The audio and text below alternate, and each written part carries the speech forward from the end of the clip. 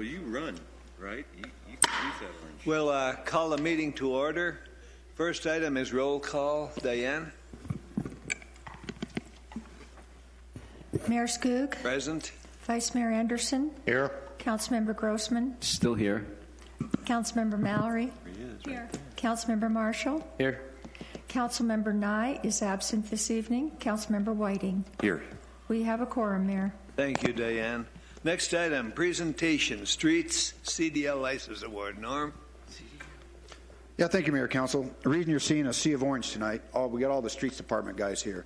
Just wanted to call some recognition to what's been going on over the last year in the Streets Department. More importantly, Council may recall we put a ladder into place here in the Streets Department within the last year. And what that was we took and made some more positions so there's advancement opportunity within the Streets Department. Basically, the starting position within the streets is a laborer, then you move up to maintenance worker, then a maintenance tech, and the senior crew leaders, and then on up to some of the supervisor positions. So with that ladder, what that required was we had different job requirements required of each level. Obviously, you gain your skill set, but conversely with that means also is that better equipment, larger equipment operation. What that means too is some of the smaller pieces of equipment, you can have a regular driver's license like you and I have. Obviously you can even drive some of the mowers, I believe. But when you start working up into the larger pieces of equipment, you start getting into the danger of knowing how to operate that thing right. And what that really is in the industry is called a commercial driver's license. So with that particular ladder we put into place, it really challenged each one of the particular existing Streets Department staff, in addition to some of the new hires, in order to obtain that commercial driver's license. There are positions that require the commercial driver's license as a condition of employment. Likewise, we've had some of our labor positions understand that if they want to move up on that ladder, that obtaining a commercial driver's license is what's necessary in order to move up the next position. So they've taken upon themselves, in order to ready themselves for that next position, actually get the commercial driver's license before they have the position. So what I'd like to do tonight, Mayor, is recognize some of these individuals that have worked hard this last year, not only to pass the commercial driver's license. A little more on a commercial driver's license. It does require a physical every couple of years. You have to be physically fit. In addition to passing, it can be quite rigorous when you operate a big piece of equipment. It's the reason why we brought a chain wheel tonight. There's probably the best example of where you need a commercial driver's license. You need to have that know-how and that skill set in order to do that. So it was a good opportunity. Council may be aware we had a new 10-wheeler in the budget this year, and we just took delivery of it Monday. So we went and got it licensed and put the sticker on the side, but it's been long awaited this year, and it's one. In fact, we've never had a new 10-wheeler, a truck of that size. We have two of them, but they're up in the neighborhood, I think, 20-plus years old. So happy to have them in the fleet, but they were getting a little tired and the end of their service life. So the new truck we took delivery on is sitting outside. I hope you had the opportunity to walk by it and see it, but that's what you get for the expenditure we had. I think you noticed the snow plow that was on the front, so that's going to be one of our snow workers. But that'll be an everyday worker truck to move materials and do what these guys do every day is within the streets and operating that heavy equipment. So with that, Mayor, I'd like to call up the license holders that worked hard this last year and give them a certificate of recognition for obtaining their commercial driver's license. So if could, I'd like to have Jordan, Phil, Raphael, Dakota, and Garrett come on up.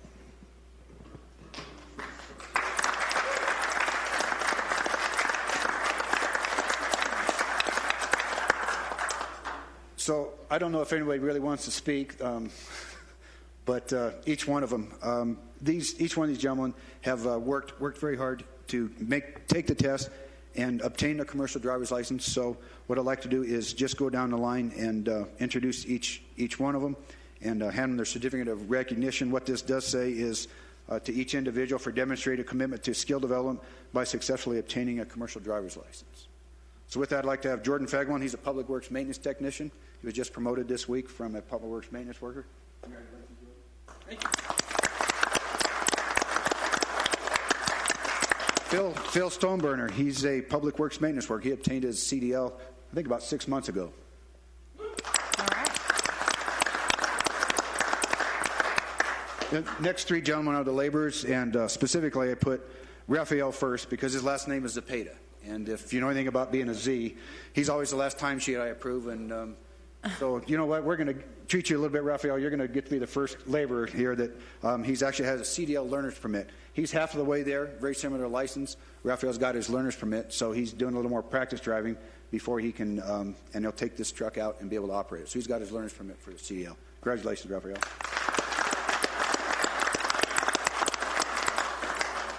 Dakota, actually, he obtained his commercial driver's license. That was a couple months ago. So real proud of Dakota. He is in a labor position, but he went out and was the first one to hit it hard of the laborer group and got his full commercial driver's license. Congratulations, Dakota.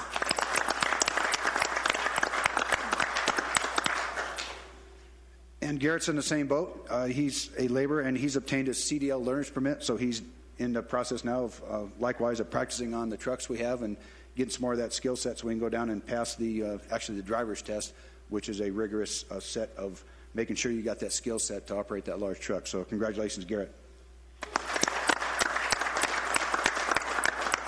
Last one I had is Jim Crow, our fleet service advisor.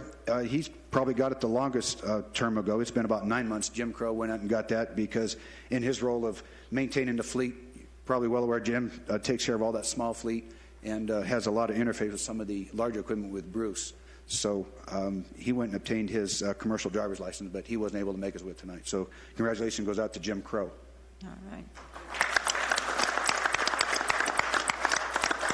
With that, Mayor, unless anyone wants to step forward and say a few words, we can dismiss you now, or come on up if you'd like. Gentlemen, we have to keep it to less than 20 minutes apiece. Less than 20 minutes. Okay. I just want to say thanks to all of you guys. I mean, without you guys, none of this would be possible. And I hope I keep going up and going further with the company. Thank you very much. Good, thank you. I got a question. Next.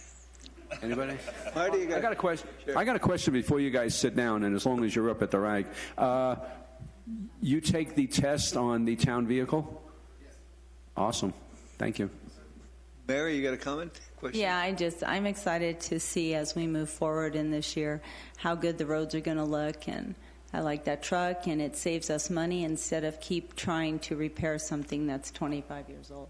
So, I'm looking forward to this. I know you guys will do a good job. Congratulations with everything. Thank you. Vice Mayor, comment? Mayor, I had one quick comment if I could. We did talk about the truck outside. It's probably appropriate. I think Bruce is in the house back there, but Bruce worked hard to put together the spec on that new truck that we got. So the nice thing about that truck, it's really tailored to a lot of what our particular needs are. You do get some option packages with it. So Bruce worked hard on the spec, and I think we got delivery of a good value for all the options that we're going to have in that capability with the truck. Where's Bruce at? Good.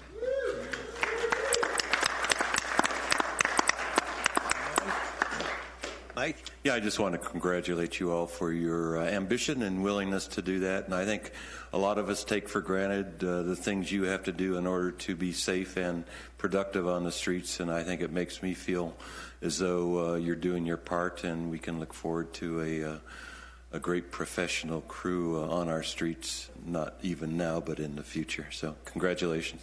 Good. Steve? No? I certainly want to thank you guys. I know you've been busy as can be, doing a good job. Thank you so much for what you're doing. Good job.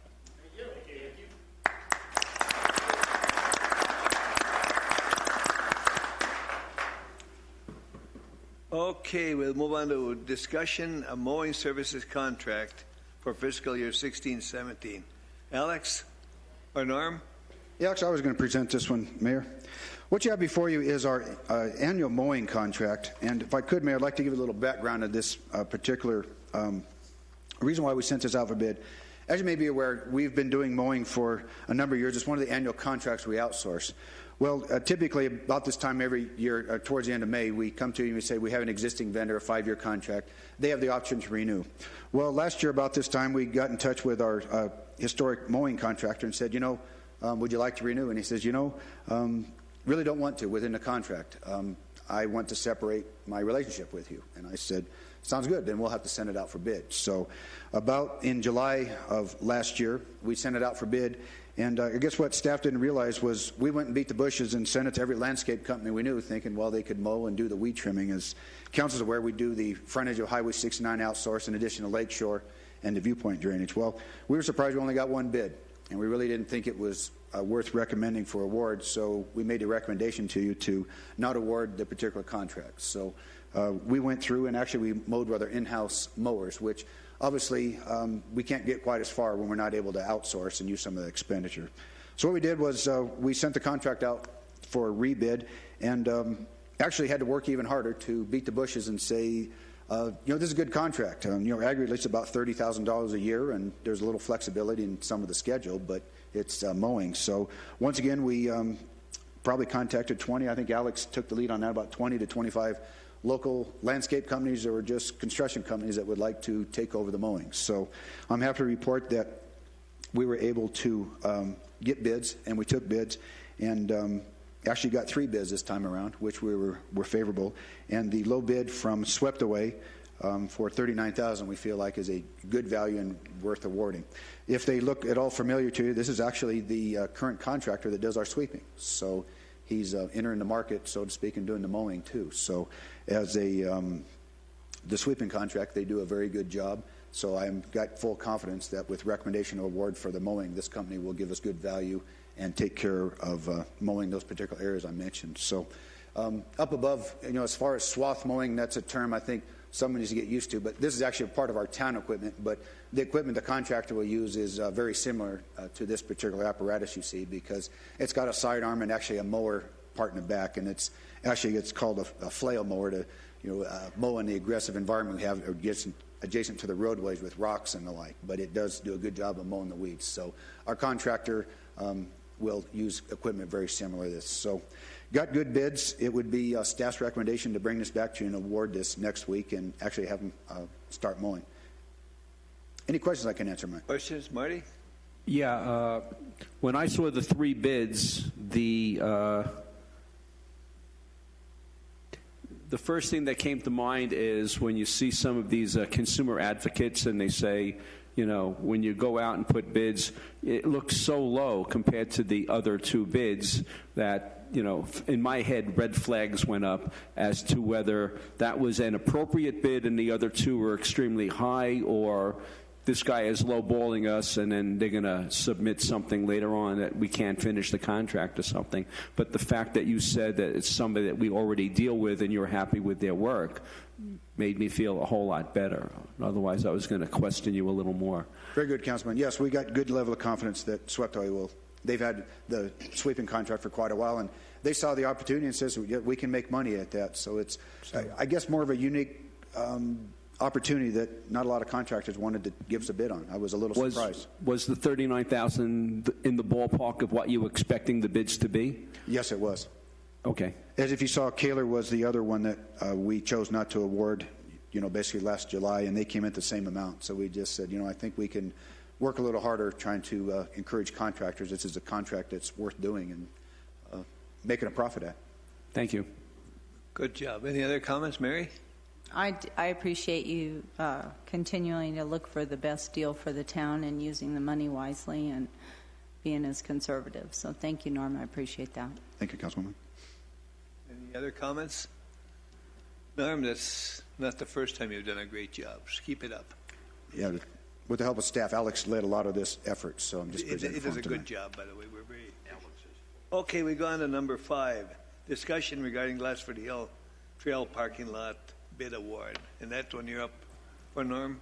Yeah, Mayor, this is a fun project. As you're well aware, we've had a long effort to procure a right-of-way from state land for the trail up to the Glassford Hill. In fact, we were fortunate in our 5-year effort in order to actually last fall get the particular right-of-way finally completed and paid for the right-of-way. So what that kicked in was the ability to in-house staff went ahead and built the trail to the top. So we've been working in-house, and actually the trail is in place all the way up to the top from the bottom. So we've been working in-house to build a particular trail. So that's in place today. One thing that was really needed out there is really a trailhead and a parking lot for people to use it. We've had significant interest from people to know that's in, and so we've worked hard and had Dave & Associates do a design for us in order to put a small parking lot in order that people that want to use this particular Glassford Hill Trail have obviously a place to park. So as you can see, if we've shown this exhibit to you quite a bit in the past, but you can see there's the trail to the top. And the area you see noted in that aqua color with the green arrow, that's where the parking lot is going to go. So it's off of Castle Drive. And this next engineering plan just basically shows that little area close up. And there's about 25 spots in that particular parking lot. So we think it's about right size in order to provide a parking area, a little staging area for as popular as this particular trail is going to be. So did a little design for this parking lot and sent it out for bid. As you can see, we had 2 local contractors competing and very, very close bids. For the particular parking lot you see here, asphaltic parking lot and with striping would be basically $61,000 from Earth Resources Corporation. I think it's important to point out, too, is the funding source for this particular parking lot and some of the other trail improvements has been from the NCU fund that was a deferment from some of the tuition, I understand. So that was a good use of that money to put, I believe, I need some help with public improvements in place. So I think council took action here. I think Ryan took that to you a couple months ago. So that was the funding source for this project. So we're happy to report within budget, and we can move forward with your approval to put this parking lot into place. Time lagging, basically, if we move forward with the award next week, we'd be looking at basically about a month, but May 19th or 20th is around a Friday, about a 2 or 3 week project. We anticipate having the parking lot completely done and having that amenity ready for the Gloucester Hill Trail. Any questions I can answer? Questions, anyone? Mary has one. Yeah, I'm sorry, Mary? Oh, I was just going to say that back when I first became on the council, I remember going up there and we were just talking about it. So to see this come here today, and a lot of people in the community are been really excited about this. And what's nice is that what we do here and with the money we spend, it goes right back into the community, and the people get to use the money and see the effects of what happens with their money. So I appreciate it. It's going to be a great trail, and we've already been up there a few times, I must say. You better be in shape. That's all I can say. Good. Marty?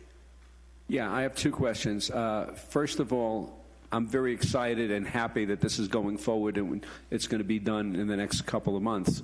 The other thing is, hopefully they're going to, you say that there's going to be 25 parking spaces. That also depends on how wide they make the parking spaces. Hopefully they'll make them wide enough for a pickup truck, not for a little Volkswagen.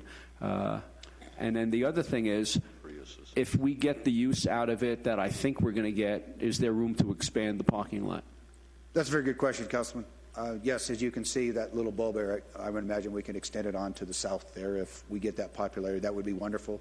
We'd be happy to move forward with expanding if the need so arises. So I think it's a good start with the 25 spaces, and we'll see where it goes from here. Mm-hmm. Mayor, I did want to comment, too, that, that some of the popularity of the trail, Parks and Recreation have done some amenities enhancements along the trail, too, with some of that NCU funding with some trail signage. But even in the last week, the Over the Hill Gang, which is a volunteer group here in the Quad City area, actually has had anywhere from 20 to 25 workers smoothing some of the trail. Obviously, the heavy equipment work has left the trail pretty smooth, but they've been up there with hand tools in the last week or two, and it's quite a large group, and they've really done, I've seen some of the pictures they've sent, and so they've moved some of the rocks to the edges and really smoothed the trail out, and they're working their way up to the top, and they are quite a group, the Overhill Gang, on what they've been doing to, once again, a volunteer opportunity to say they've taken a genuine interest in seeing this trail to be very much a jewel that everyone can enjoy, and they really are working hard to, as I say, volunteer, making the trail even more smooth and easier to traverse. Yeah, we don't do handwork. Just one more real quick. Are you planning on having some sort of ribbon cutting, and do you have an anticipated date for that? We do. The ribbon cutting is not tentatively scheduled. It is scheduled for May 22nd, which is a Saturday morning. You can put that in your calendar. And on the, 21st, you're right. It is the 21st, the Saturday. And then on the 28th, Parks and Rec has scheduled up a 5K that is going to take, they'll be advertising that, and it'll be a run to the top of the hill. And that'll be starting off, to make it a 5K, it'll be starting over at the middle school and then running up Antelope and then the 2.1 miles to the top of the mountain. Any other, Vice Mayor? Yeah, I have a question, or a comment and a question. Castle Drive is very narrow. It seems to be about a lane wide if you're being generous. I would anticipate that there's going to be more traffic as a result of the trail and as a result of there being a parking lot there. Are there any plans in the future to expand the width of Castle Drive? Absolutely, Vice Mayor.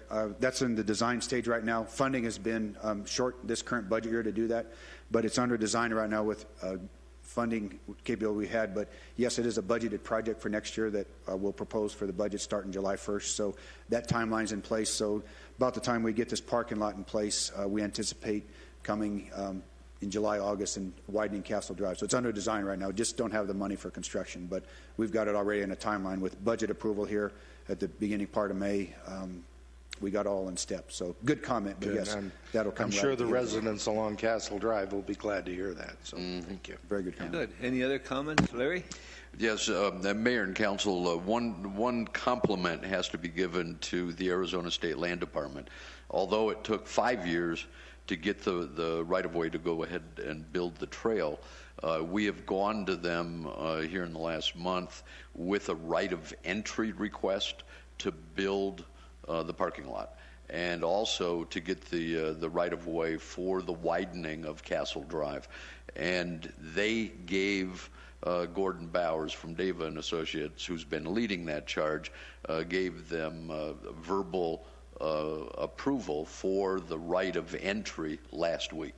And it's going to follow up with the appropriate paperwork. But that's moving at the speed of light for that department. And I mean, in all honesty, it took 5 years to get the trail right away. And so hats off to them. They understood the urgency. Plus, the other thing is all of the work, meaning the historical, the archaeological, the bugs, the bees that are in the area of the parking lot, all of that work was done years ago when the flood control project was put in. So hats off to the State Land Department. Thank you, Larry. Any other comments? Mayor, if I could, while we're discussing things, keep in mind when we did get some of this right away, we've got also expansion capabilities planned for the future. I think the important thing to know is the summit tank that's been in place for many years, we actually perfected that right away in order that's all in perpetuity. So it was a lease agreement every 10 years. So what we did, we actually bought that right away. So, the utility department world, yes, we've got a water line and a tank that we can maintain. So it had a lot of value there. So that's where state land had to be careful too. In addition, as you're probably aware too, we've always have it scoped that we could do multi-use path extensions from the existing Highway 69 multi-use paths. So that was part of the application. So the application wasn't just about the trail, it's what we've been able to move forward with first. But if you see the purple line that goes north and south on this exhibit, that's the existing access road to maintain that stormwater channel. Well, we actually got and paid for the right-of-way in it. We can put a multi-use path. It says that specifically. So at which time we get funding and or resident approval that would be a good amenity to put in there, then you could expand the multi-use path capability up that particular, relatively easier because the road's already there, just making it an all-weather surface. So people could use it now, and actually, if people so desired, multi-use path being we could improve the surface like a lot of them to a concrete asphalt condition, but we actually have that right-of-way now that people could, let's say, take the Highway 69 multi-use path, get to this parking lot and access the trail via that particular access way. So there was a lot of good done there, too, that we've got that approval here last fall, that access way is approvable now for non-vehicular traffic to use that particular right-of-way, specifically non-vehicular, so that there's that difference of interface. So good stuff coming in the future, too, as we continue to move forward with enhancements of that particular area. Mike? Yeah, I was just curious, too, as we were talking about that. We've talked about the Stone Ridge Drive going north as well. And where is that on the map? Is that, is it south of the purple line? Is that where the Stone Ridge would be? Yes, and of course we've got our master circulation plan, but yes, it would actually, any Stone Ridge Drive extension up to the north would be west of that particular west of there access way. But yes, at some point in time, that would be what would have to be designed in, no different than any multi-use path or crossing. Right. So yes, that particular corridor has been identified, and some of it already reserved with right-of-way. But as we continue to plan out, that's the nice thing about all these pieces coming into play is you can probably even contemplate if Stone Ridge goes in, the parking lot would probably be moved to to a better look. If you think about it, a parking lot, if Stone Ridge went in the future, whatever date that would be, could probably be moved to the west side so that you wouldn't have to interface with the traffic there as much. So all things to do that can be done in the future. Mary? Oh, no, along with this, it'll be when Prescott East Highway actually gets open there going into Granville, it'll be great access over to that hike trail from that area as well. We got Which all that road's connectivity. looking good too. In fact, that's a good comment. Was a lot of the amenities I understand lately is a lot of that sustainability and not using your vehicle. A lot of the subdivisions are putting in those multi-use path and/or the pedestrian facilities, hardened pedestrian facilities, and connectivity is important too. So we're following our master plan and building these pieces as we go. So as Prescott Valley continues to grow, there'll be connectivity and an alternative to vehicular use if residents so choose. Well, I do plan on riding my bike to work once we get that road going, because I just can work my way all the way up there, and I like that. So I get my exercise, I get to work, and I'm saving. And you will have that capability. I'm excited. Good. Any other comments? Norm, we're looking forward to that. It's been a good project. We'll bring it back next week for awards. Thank you. Thank you, Council. Next item, presentation, Police Department half-cent sales tax expenditures. Chief, good to see you. Good evening, Mayor and Council. Several months ago, you showed outstanding leadership when you approved a half-cent sales tax and earmarked a portion of the revenue the tax will generate to fund the restoration and improvement of services provided by our police department. These services will help keep our community safe as we experience significant growth. Too often, I find leaders shy away from making decisions that might seem unpopular.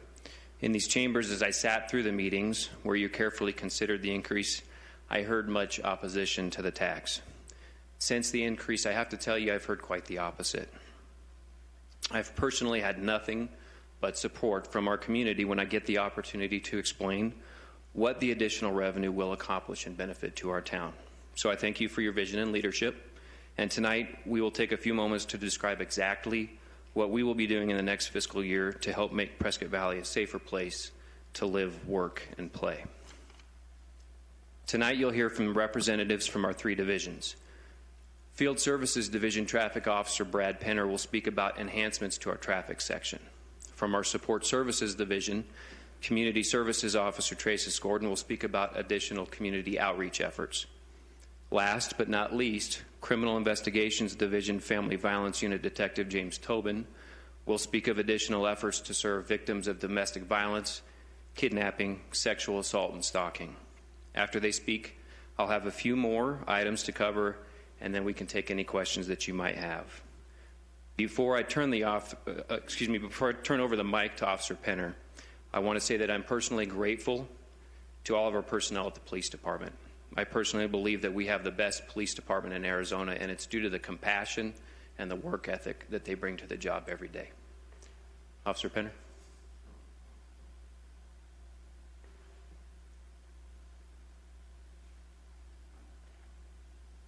Greetings, Penner. Good to see you. Good to see you. How are y'all? I will not take much of your time tonight. I do want to share a short vision of the reinvigoration of the Traffic Bureau that will be provided to us, and so you know where we're coming from and where we're thinking. A short amount of background about the benefit of what we're bringing here and what we're able to do additionally. A standard non-injury collision, a little fender bender, if you will, costs on average about $3,000. That does not include lost time. That does not include attorney's fees, just raw cost. And if we add an injury to that equation, that goes to about $18,000. If you had a fatality, it goes into the millions. So when you just apply those numbers to our town, even on a small scale, the carnage, if you will, or certainly the cost to our citizenry is gigantic. It's a huge deal. It's to be compared with all the criminal damage that we might have to deal with.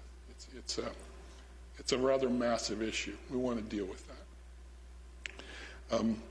It's a vital area for our citizens. What we're trying, what we're thinking, what we're imagining, a vision, if you will, is mostly in 3 areas. The first is just to relieve our patrol officers. A traffic crash, a citation, an educational experience is time consuming. And so it takes our officers off the road. Our ability to staff that will vastly improve the ability of a police officer just to be out in the field, just to do what we do. We want to be a part of that. We want to make a visceral impact into the collisions that we do experience. I know you've noticed this. Highway 69 is rather busy, and to its capacity, to be sure. That translates into crashes. That translates into collisions. It translates into cost and losses. We want to be a presence there to actually stem that tide. ADOT's spoken to us about that. We want to respond in that way to deal with collisions, to deal with red light runners, to deal with all that aberrant behavior that will help all of us to actually stay in one piece. And last but not least, we want to be available and active in the educational part. We have school resource officers who are busting their pick every day. We want to be out there in the schools. Again, no surprise, the 16 to 18-year-old is a fertile field for traffic collisions. If we can get in there and try to make an impression about seatbelts and speed and very simple things, we can actually make a difference. And that's what we're looking forward to doing. It's a new thing. There's always challenges with staffing, but it goes way beyond just writing traffic tickets. And so I'm excited about this group. The chief has talked about the group, and I can underscore that what they're trying to do back there is going to make a difference. And it's going to be a very positive interaction with the citizens in the community.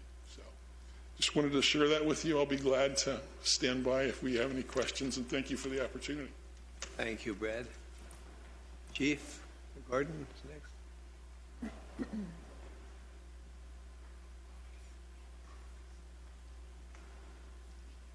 Good evening. I'm Traces Gordon, Community Service Officer with the Prescott Valley Police. Thank you for having us. Can you hear me okay? You're coming through real good, yes. Okay.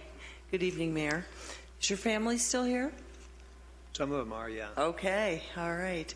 Part of what the sales tax will increase is our connection with the community. Crime prevention is probably one of the most positive aspects the police department can have as far as community outreach and the reputation and with our community. One of the things we're hoping to do is a business watch program, which I had started when I worked for Prescott Police. It's modeled after a block watch program, and basically we teach business owners and managers how to look out for themselves and their business. This involves a newsletter, it involves email blast, it involves educational seminars, it also involves security surveys and CPTED surveys, which is crime prevention through environmental design. So we actually teach business owners and managers how to protect their own business, and it's nice because they network with one another. For instance, if someone is passing counterfeit bills, we can send out an email blast, and so the businesses know to look for the counterfeit 20s or 5s or whatever's going on and to use a special marker. Another thing we're looking forward to doing is the Citizens Academy will be resurrected again, which is very popular.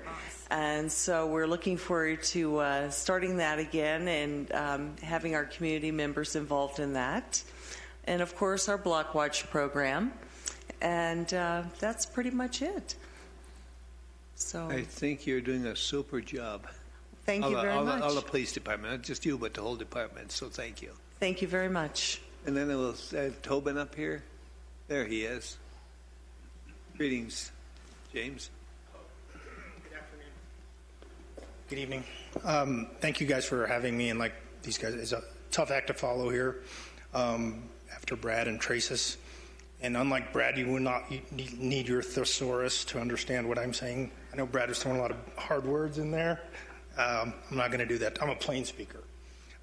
So you guys know I work in the Family Violence Unit, and I've been fortunate to do that for the last 4.5 years. We operate under a federal stop grant with the town providing matching funds. I've mentioned before in 2014-15 when we renewed our grant, of the 9 police agencies in Arizona that received stop grant money, we were the only agency to receive an increase.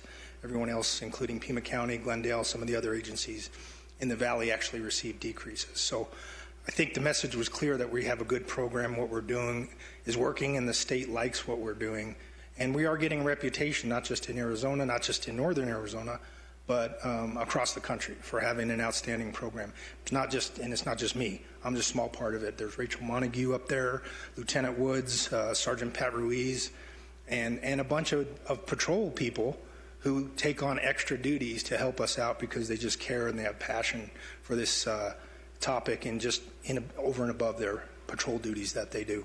So the idea has been put forth that maybe we could put, so our unit consists of myself as a detective, Rachel is the victim services provider, and Kathy Harrison, who was just hired to be our administrative assistant. And we work under the CI, under the CI division. The thought has been put forward that maybe what could we do if we had a second detective in there? Well, what we could do is we would have 7-day-a-week coverage. I work 4 days a week, sometimes 5 days a week, but I have days off. Rachel has days off, and there's days where the patrol guys that are working just have to pick up the slack. I would venture to say, I think if we put forth the idea to patrol officers that they would have 7-day-a-week domestic violence coverage, you would see people doing double back flips across this parking lot out here because we have work to become an asset and a resource to patrol. They are freed up then to do their other tasks as they have to do. And one of the things I realized one day, being in this position and in a very fortunate position, and it's great that we have this program, I was on a very complicated domestic violence call, which started out with a vehicle assault, a ramming of a vehicle, a DUI, a crash, kids involved, multiple witnesses involved. And I was really getting stressed out, thinking, how am I going to do all this by myself? And then I realized I don't have to do it all by myself. I can ask for help. But then the second thought I had was there was something in the back of my mind that I had to hurry up and get this done. And then I realized, no, dummy, you can take your time and do this the right way because you don't have to go and do this other stuff. And it was really nice luxury that I had. And as a result, the victim and the suspect got the services they deserved in that case, and that's just one example. So I think if the direction is the idea is to put a second full-time detective out there to handle DV calls, I think it's a win-win for everybody. We, as you guys know, I've mentioned before, about in 2010, 5-6 years ago, we had 650 domestic violence calls a year. Last year, 2015, we were just slightly under 1,000. And some people might think that's bad because the domestic violence problem is growing out of control. But I choose to look at it another way. I think what's happening is through raising awareness and talking about this issue, making resources available, prevention and education efforts, people who had been victims in the past now feel more confident about coming forward and reporting stuff, and that's why we're seeing an increase in that call load. And so I think a second detective would go a long way to serving the public in that way, and it'd be an excellent use of our resources. Thank you. Good job, James. Chief, any more comments? Yes, I'll try to be brief. In addition to those services mentioned by Officer Penner, Officer Gordon, and Detective Tobin, we will be staffing a problem-oriented policing unit. The unit will be flexible in many ways to include the hours that they work, so they can be deployed to address specific problems as they occur throughout the town. An example would be the problems and specific challenges that we might face if we had a full-time residential college campus here in Prescott Valley. We will staff a records technician. Due to an increase in police records, this position will help with the day-to-day duties of greeting the public, filing, processing record requests, and so on.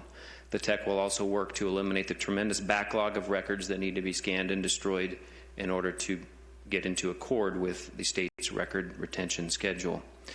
We will hire an administrative assistant who will be able to gather, sort, and compile relevant data intelligence so that command staff can properly assign resources to address issues of crime and public safety, as well as manage timekeeping, travel, training, and assist with payroll. We will move 2 part-time evidence techs to full-time.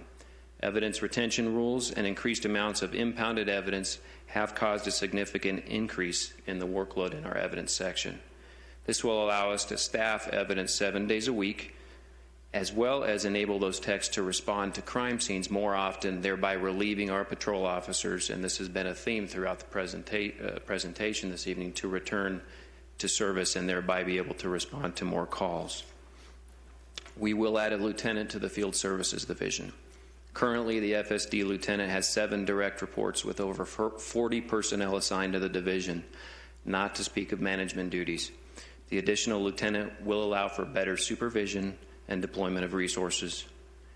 An effect of this infusion of personnel will be our ability to create more opportunity for our personnel to use their leave banks, several of which are well in excess of the norm.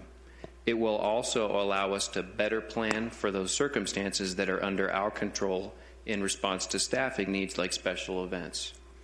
The additional personnel will also help us to properly address those unplanned situations where a large amount of personnel need to respond to an unplanned event like the recent active shooter that we had on the north side of town. In summary, we will be adding 8 sworn and 4 non-sworn positions within the agency. I believe our community will be better served and safer as a result of the tax dollars that will fund these positions. And I want to be clear that if this tax is somehow repealed, all of these positions and the associated services that they will provide will go away. And thank you for your time. Do you have any questions? Yeah, that's Vice Mayor. Yes. I just wanted to say that as Chief Edelstein had indicated at the beginning, there are those in the town who feel that it was inappropriate for the council to have acted so quickly to pass this tax increase. And I just wanted to say that I, for one, am grateful that we were able to act quickly enough to provide for this community the type of police services that we so badly needed. Thank you. Vice Mayor. Steve? I remember when the chief was coming to us with the proposed stuff that they were going to get if the tax passed. And there was body cameras. Is that not in the list now, or what happened? Let me respond to that. The answer is there are no body cameras in year 1.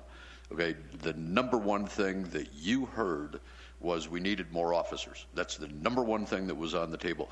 The second thing that was stated repeatedly is we are so understaffed that we're unable to take our comp time and our vacation time, our general leave time.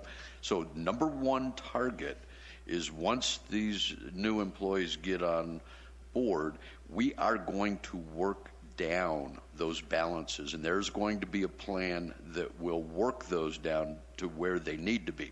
That's number one. Then the new services are going to happen. They're going to be implemented. And then hopefully, if revenues maintain their balance and upward trend, next year we will start looking at cameras. There are none this year because the need for officers overrides the need for that technology today. I'm just saying because in the presentation there was the officers and the body cameras. So, I mean, I don't see why we don't just do both. Marty? Yeah, first of all, it's really good to see that our police department is going to be enhanced tremendously by the increase that we're giving them. When Officer Penner was up, maybe you've heard it through the grapevine, is there any possibility of having a no texting law passed or by our legislature? I mean, I would love to see that. I think a few of our local legislators have been pushing for it. I'd love to see that. It's also great to see that we're going to have a police citizens academy. Having gone through it, and also through the Citizens Academy. Those are two great programs, and I'm really happy that it's coming through. I'm sure all those that are going through the Citizens Academy now are having a good time, and they'll want to go through the Citizens Police Academy. So it's always a nice effort to see that. Plus Block Watch, it's very important to be out there. Yeah, I'm getting around to it. Anyway, also with the Family Violence Unit, through the events that you have helped sponsor and worked on to bring the public to be informed, and myself included, not only is our Family Violence Unit so much better, I wasn't aware that we have so many family services available within the community, such as Stepping Stones and other, the Family Advocacy Center. So it's really nice that we have all these ways to take care of these people.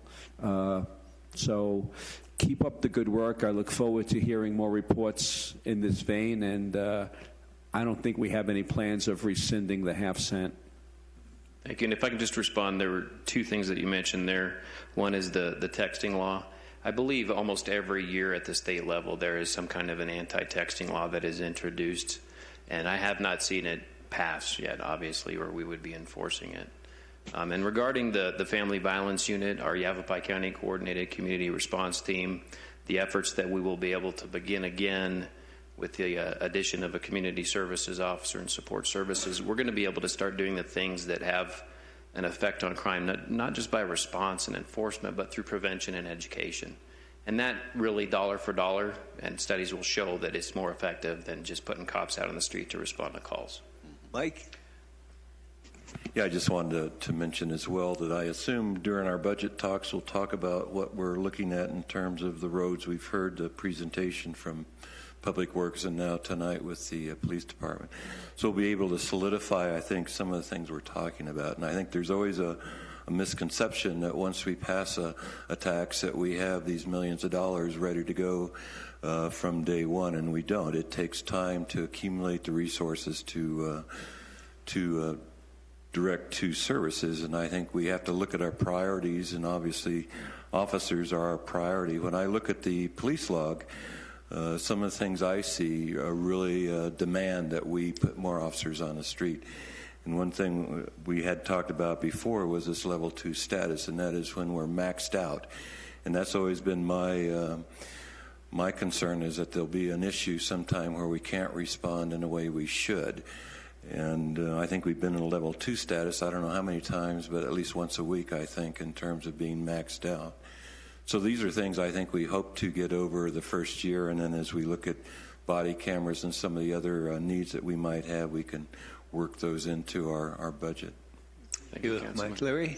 Yes, if I could, you will be going to the League of Cities in August or September, whenever it is this year, and going ahead and using that as an opportunity to talk to legislators that will be there to talk about legislation that has failed, and I believe James is correct. I think it's been 2 or 3 years in a row now that an anti-texting law has failed at the state legislature, and I believe that'll be a great opportunity for you to talk to the appropriate people, because I believe personally that a piecemeal approach, when I believe there are a couple of cities in the state of Arizona that have gone ahead and passed local legislation, quite frankly is not the appropriate way to do it, because the minute you leave that city, then there is no prohibition, and then you have all the folk, just like we did with photo enforcement, that are traveling through the area. And if we had a no texting ban in Prescott Valley itself,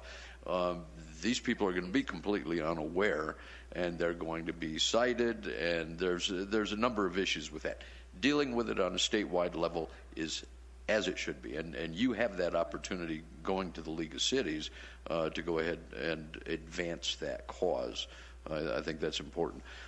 Secondarily, as Councilmember Whiting had asked on the budget, we will be having our 2 budget presentation evenings. I forget the date off the top of my head, but it'll be on a Wednesday and a Thursday night, first week of May, where you will have all the department heads coming to you and doing their departmental presentation.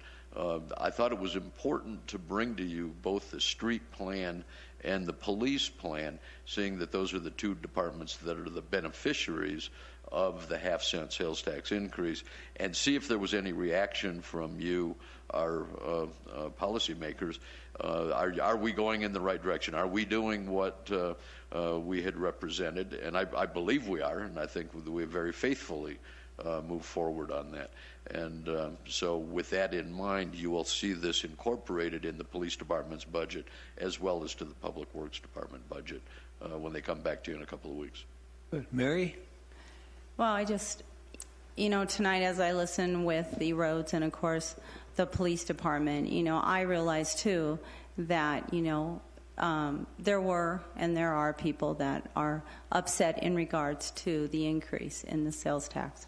But I continue to try to make sure that people understand when it comes to our roads, we are almost 10 years behind as we continue to grow a lot of these developments and communities. And when you bring all these people here, we have officers that need to respond, especially when we deal with a lot of retired people. So with all of this, as you bring more people into a community, and a community that was already built before we arrived, a beautiful community, that's why we moved here, because it's a beautiful community, Prescott Valley. And we want to keep it that way. And in order to do that, we need to be responsible with our infrastructure, and we also need to be supportive of our police officers and take care of them the way that they take care of us. And I feel very strongly about that. And I look forward to the next year and several years that as we move forward as a community, that the people will benefit from this, and they will see that, and they will also be able to have a more personal and meet our officers, and you guys will have that time with the community. And I love the Citizens Academy.